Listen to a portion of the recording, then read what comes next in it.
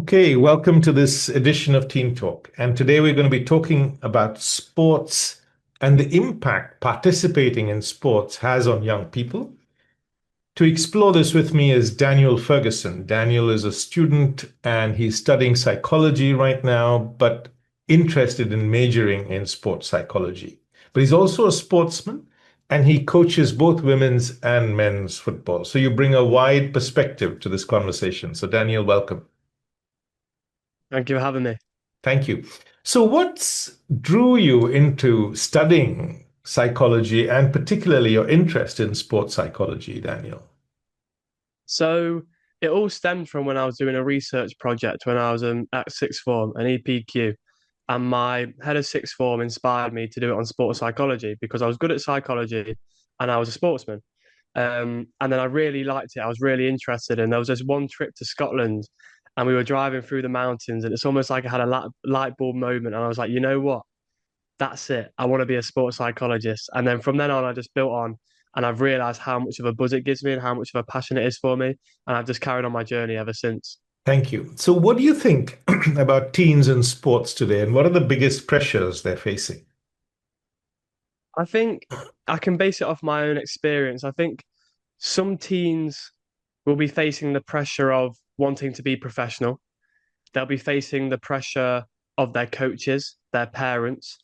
And I think a lot of the pressure comes from expectations from other people which then stems into themselves. And then they expect themselves to perform to a certain level. And if they don't get to that level, it's a big disappointment. And I think there's also just pressures in general from teammates and just wanting to be a good athlete. Yes. So, lots of pressures. And of course, there's no training to deal with these pressures, right? Especially when you're young. And you feel things much more acutely because you have got less lived experience. You don't realize things pass and they don't matter as much. But when you're that age, I imagine it's really painful. Okay, so you've got a teenager who's experiencing performance anxiety, but they don't know what they're feeling. I imagine the same was true for you, right? You didn't know what was this thing that's going on inside. How would you explain it to them, to a teenager? What would you say? So I often experienced it, and I won't diagnose myself with it, but it is the sort of symptoms you get from performance anxiety from when I was doing athletics. And I was very nervous before any race. I would need the toilet. I would be shaking. I wouldn't be able to stay still. And it was doing my research project that I understood that I was just setting very high expectations for myself, and I was very nervous about not meeting them. And sometimes I'd be running, and I'd before a race I'd be like, oh, it would be quite nice if I wasn't running tomorrow. It'd be quite like sometimes I'd actually maybe want to be a bit ill or like a or get an injury, and I never really wanted to, but just the idea of maybe escaping the race and not having to do it. I remember this cross country, I cried before doing it once.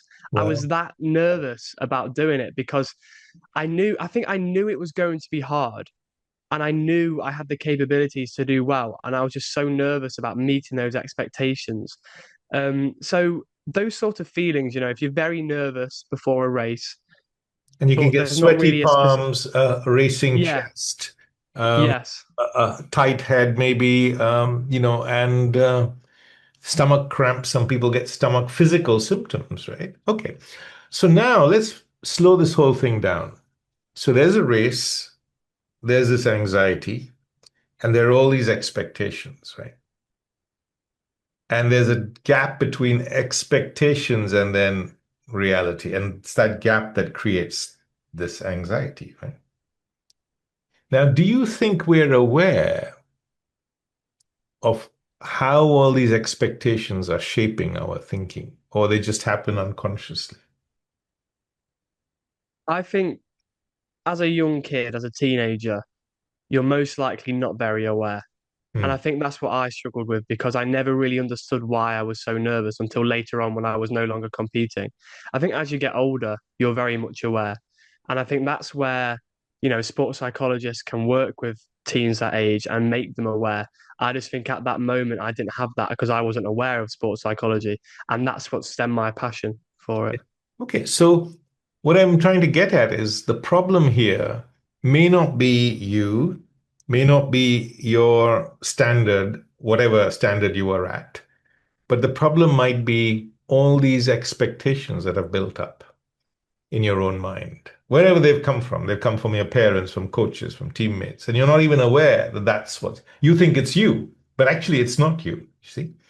So just by beginning to question some of those expectations and let them go, you can relax into, you know, enjoying the sport because I imagine the anxiety stops you enjoying your sport, right? 100%. Yeah, definitely. And that's what it even crept into my football just after lockdown because I've been away from it so much. I was getting lost in games. I wasn't very present in football games. I wasn't enjoying it because I was so anxious about not performing well. Yes. And if you do get a bad result, I mean, after all, one thing you've got to learn in sport is how to deal with failure, right? Because there's only going to be one winner and like, you know, thousands of people who are not going to make it, right? So nobody teaches you how to deal with failure. But if you are running something or you're playing a match and you don't win and you feel this crushing pain, you immediately think it's because of the sport, right? And then you stop enjoying the sport. Did that happen to you? Yes, and it took me a while to refine that love. In fact, I was actually speaking to a friend the other day who said that football goes into his life in general. So those anxieties and that fear about not doing well, not playing well, even come into his normal life where you can't stop thinking about it even when he's not playing football. So yes, 100%. And it's something you've got to work on yourself and find within yourself. And I think a good way to do that is as an athlete, ask yourself, why do I do this sport? Hmm. I started this as a kid because I really enjoy it. Think of those good memories you've had and kind of build that basis of why you do it. I think I lost that, especially coming out of an age where I got to about 14 and I realized I'm not going to make it professional as a footballer. You get to 15, 16, it's like you're now finding a new motivation for playing the sport. Now I'm in a position where I just enjoy playing football and it's fun and it's enjoyable and the pressures aren't there. And I think it's just working out why you do the sport. And once you find that, it will be a lot easier for you. Okay, so you've said something really interesting, which is that if you let go of the expectation of performing, you actually enjoy the sport more. And do you think it actually improves your performance because you're loving what you're doing? Yeah, I think you can never avoid anxieties. You can't No. avoid fear. But if you are enjoying your sport, you're most likely going to play a lot better. I mean, I've seen a lot of things, a lot of research where they say athletes who are enjoying it more have a higher satisfaction, play better, and it increases their performance. So 100%. And you often hear even the most elite. I mean, I remember hearing Jack Grealish just say, I just enjoy being on the pitch. And you're almost in that quiet mind, that autopilot zone where you're not actually thinking too much. You're just playing and enjoying it. And I think that's the best zone to be in. That's what all the best say they enjoy being in. Okay, so that's another really useful point is that if you can bring quiet in your own mind, and we have lots of resources in the app to help you with that, breathing and so on, and and then just focus on the ball in front of you or the race in front of you or whatever it is. Because anxiety is created by our own thinking, right? Because it's not there when you're sleeping at night, for example. It's there when you wake up in the morning or the morning of the race. So if you can find a way of quietening your own mind, your anxiety can ease to a level where it doesn't bother you. You know, it maybe increases your performance, but doesn't bother you. Okay. My next question is, how much does comparison affect young sportsmen and women? Because the mind's comparing automatically, we're not aware of it. How much does that contribute to your emotional distress? I think comparison is a very interesting topic. And I think something that young athletes need to be aware of is you're not going to be on a level playing field with everybody because everybody's got a different context, got a different life, a different experience. So you can't compare yourself in the sense of you've got it the exact same as everybody because everybody's got a different circumstance. But people can obviously find themselves in positions where they're comparing themselves to someone else. Someone else has been performing better, or they're way better than me. I think comparison is something which you can use in a productive way. Mm, If someone is performing better than you, that's the truth, right? mm, But you can figure out why is that? What mm, are they doing right, which I can take to improve? So I think it's just having that perspective. You, Comparison can take you down a negative loop, but mm. it can be productive. It's just how you perceive it. Yeah. So if you are comparing yourself to your teammates, to other athletes, ask yourself, okay, why am I comparing myself? What is it about that person that I'm comparing myself to? Mm. And if it's something you feel like they're doing better, then you can take a leaf from their book and try to improve in your own game. It's just when you start to compare to someone else and then you start to make yourself small, you start to tell yourself that you're bad, that you're not good. That's where comparison can become a very negative thing. Yes. And I think the key is to just wake up and realize this is what's happening in the background because we're not often aware of this process in the background. All we experience is the pain. Oh, Dan's better at me than me. And I immediately feel this sharp pain, and this negative spiral, as you said, I'm no good and all of that. So just waking up and seeing how can I use the process of comparison in a way that serves me? And just asking that question then resets, right? And then you can get onto the right track. Okay. If a teen came to you and said, I freeze when it's time to perform, before a race or what, playing the violin in an orchestra, doesn't matter, but any performance, and you freeze, you're having a panic attack, what's the sort of thing, what's the advice we would offer them? I think from my own perspective, my own opinion, I would ask that person, okay, I would kind of work out what's going on in the day before they get to that position where they freeze, kind of work out what's built up to that moment. And if you can kind of underpin what's caused the freeze situation, you can then unravel that and open that up to the point where you can explore it. And once you understand why someone's freezing, you can then offer that support. So let's say, for example, you've got an athlete who is comparing themselves to others or is very anxious about performing well. You could then ask them, okay, what are those thoughts and feelings and those emotions you experience in those moments? Try and unravel them, work them out. And then by the time it's almost like a prevention rather than a cure. But for someone that has got into a position where they froze, you can always reach out to your support system, speak to a coach, let them know. I think often people feel quite vulnerable and they're alone. Try some deep breathing just to calm yourself down. Tell a teammate, tell your parents, just because often in those moments where we freeze, we can feel quite alone, but there are people around to support you. Thank you, Dan. So yes, so freezing, I think you mentioned one is breathing, because in that moment you don't have any control. It's happening to you. So reach out and touch something, ground yourself, stomp your feet, go for a walk, drink a glass of water, deep breathing, and as you say, talk to somebody. But once you've got over it, then your suggestion of going unraveling and saying, hey, what happened beforehand that got me here? And what can I do in the future? Okay. Now, my next question is about pressure. Young people are under a lot of pressure from parents, from coaches, from their colleagues. How can you, as a young person, speak to people who are putting pressure on you and tell them what impact it's having? Because from their point of view, they're doing it because they want you to be better, but actually it's having the opposite effect on you, right? Psychologically. How can a young person talk to people about what's happening and tell them, look, this is not working for me? I think you made a very good point where those people are often putting pressure on you are coming from a good place. There is good intention there. Yes. It's just they may not be doing it in a way that makes you feel very good.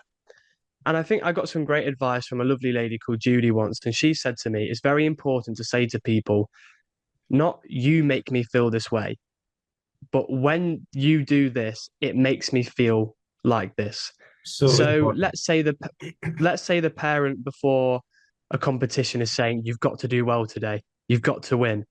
That's going to put pressure on the kid. So I think it's important to understand that these people are coming from a good intention, but just let them know, Mum, when you say this, it makes me feel this way. And if that's your parent or your coach, they'll understand and they'll want to say it in a more productive way that helps you. But being that open can be a very difficult thing. Yes.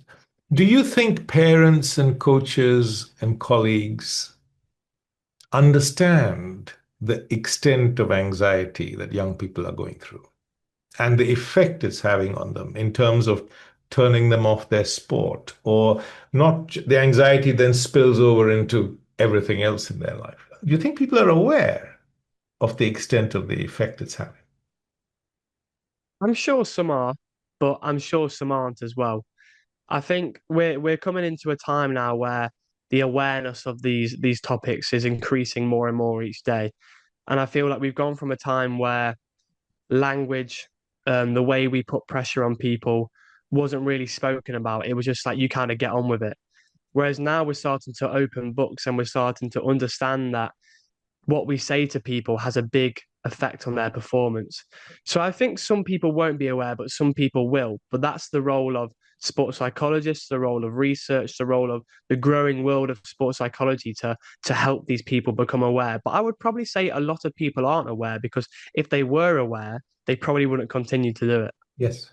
Okay, because the number of people participating in sports is massive, right? For example, UK gymnastics has 380,000 members.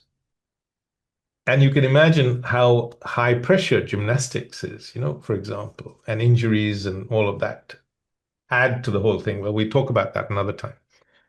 Okay, but today we're going to be focusing on this anxiety issue. Okay, now before a performance, are there any practical things sports men and women could do in terms of self-talk or some routine they could follow that would help them calm down a bit and perform better? So it's very dependent on the athlete. Everyone has a different way of going about things. Now, something I did hear once from a very well-known sports psychologist, Dan Abrahams, is you actually don't really want to start thinking about your competition until 2 hours before. Because if you spend too much time thinking about your competition hours and hours before, you actually use up biological hormones like adrenaline that then can get used up before the actual competition to the point where you don't have them anymore. They're gone. So when it gets to about 2 hours before, you need to start kind of thinking about the competition. And I think things like focusing on your self-talk, what are you saying to yourself? Those words are very important. Positive self-talk has been found to make a more positive performance. Have you got a routine, something which you trust, something which, the food which makes you feel good on that day, the way you shower, the clothes you wear? What's that routine? Have you got a song you like to listen to get yourself psyched up? So I think self-talk, routine, and also, like we mentioned before, some deep breathing techniques. Just take some moments, have a few deep breaths, and really get into the zone. And also talk to your support system. Tell them about how you're feeling that day. Maybe you want some advice from them. Use your resources. I think there's a few things you can do before Okay, competition day. all right. And if you've got, now I've got two more questions before we finish. One is that if a young person is thinking, this sport isn't for me, maybe it's because of their underlying anxiety, right? Performance anxiety, what people will think about them. I think that's a huge one for young people, right? What people are going to think about them, whether it's their friends or parents or coaches. So they'd rather not just play the sport, if you know what I mean. What could we tell someone like that who is thinking of giving up the sport just because of, and they may not even be aware that's why they want to give it up. They just don't want to play. Like you said, I want to have an injury so I don't have to, go running the next day, right? I think going back to what I said earlier, I think understanding why you do that sport. I think I just want to tap into what you mentioned about other people and how they're perceiving you. I think as a young person, that's probably one of the biggest fears and anxieties someone can feel. The way other people are perceiving them. What's my coach thinking? What are my friends thinking? Just in every aspect of life, we're so conscious about what other people think of us because, Yes. we're young, we're growing, we're not as mature. So we're very conscious of other people's thoughts and they make a big impact on us. I think that's something that comes with time. I think as we get older, we mature and we realize that what people think shouldn't affect how we behave. But you've got to look at yourself and you've got to go, okay, who am I? What do I want to be? Why do I play this sport? And when you understand who you are, the thoughts of other people and the perceptions of other people don't have as much of an effect. And when it comes to giving up a sport, I think you see a lot of people who get to that sort of mid to late teens giving up sports. And it's a very interesting area, something I've not explored too much. But I know I was one of those people. And I think I lost the love for my sport because you realize you're not going to become professional, as I mentioned earlier. That dream kind of fades. So for those people who feel like they're giving up, the love you probably previously had for the sport is fading. The motivation you previously had for the sport is probably fading. So it's about understanding what can I do to ignite that love? What is it that I really enjoy about the sport? If I was to play tomorrow and I was to come off the pitch or the court and go, I really enjoyed that. What would that have looked like? And just understanding the aspects and the parts of the sport that you enjoy and shifting your focus from the things that have been making you want to give up to the things that make you enjoy the sport and igniting that new love because it's been there before. It's just sometimes these things fade and it's just about igniting that flame again. Really interesting. You see, I remember my two boys, they're older now, but they were part of a rowing, they were in the rowing club. But as soon as they weren't selected for the rowing team, they lost interest in the sport. And then they just stopped rowing. So it's so important, as you say, to reignite your love for the sport itself, right? Whatever it might be, that's first. And to realize that maybe the reason you got into sport is needs examining.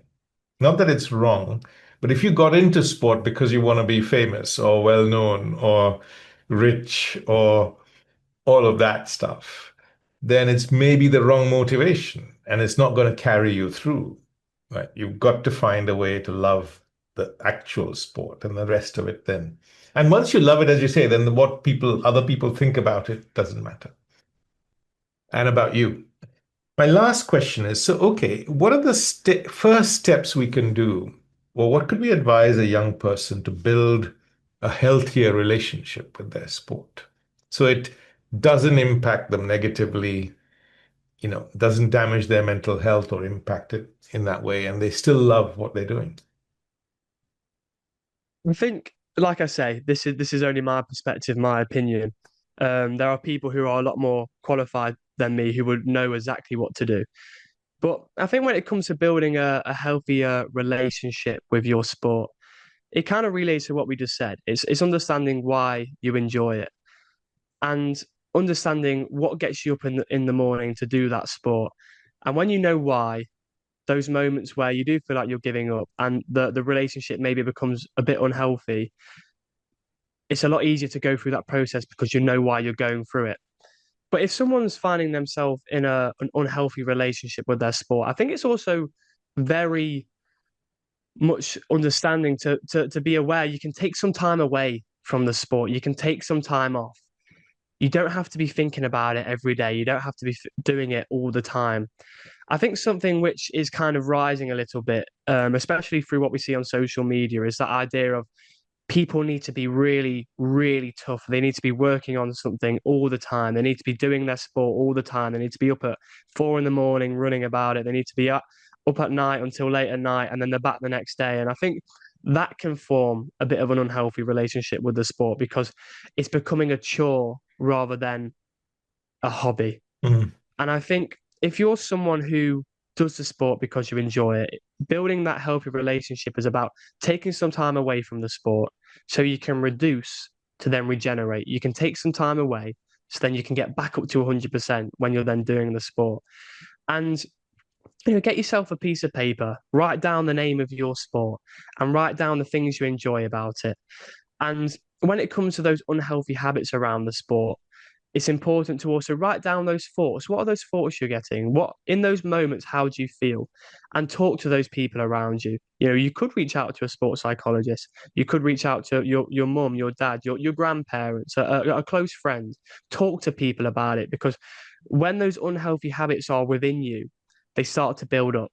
So I would encourage a young person to be open about their thoughts and feelings and their emotions if it's starting to become an unhealthy relationship with their sport. And to make it more healthy, it's about understanding why you do it and tapping into those things you enjoy. Thank you. So inside the app, there are lots of resources to help young people who might be listening. There are modules on stress, anxiety, depression. We haven't got into that, but that can be one of the things that comes out of losing, for example. Um, so, Daniel, thank you so much. It's been a really illuminating conversation, and I'm sure young people who are listening will take a lot from it. Thank you so much. Thank you for having me. It's been an absolute pleasure.